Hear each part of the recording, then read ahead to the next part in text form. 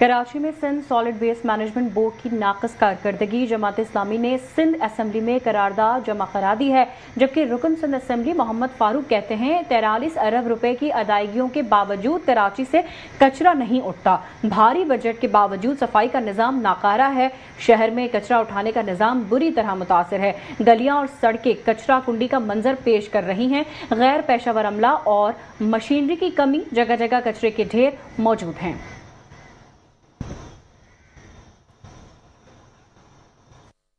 Sindh solid waste management board کی ناقص کارکردگی کے باعث اس وقت کراچی شہر کچرا کنڈی کا منظر پیش کر رہا ہے۔ 43 ارب روپے کے بھاری بجٹ کی ادائیگی کے باوجود نہ تو کچرا گھروں سے اٹھتا ہے اور نہ ہی لینڈ فل سائٹ تک جاتا ہے، اور کچرے کو ٹھکانے لگانے کا کوئی نظام اس کراچی شہر کے اندر موجود نہیں ہے۔ اس لیے کراچی کے نظام کو بہتر بنانے کے لیے آئین پاکستان اور سپریم کورٹ کے فیصلے کے مطابق اس پوری سسٹم کو اور بلدیاتی نظام کو اور صفائی کے اس پورے نظام کو ٹاؤن اور یوسیز تک جو ہے وہ منتقل کیا جائے، تحلیل کیا جائے۔ اسی صورت کے اندر کراچی کے اندر بہتری ممکن ہے۔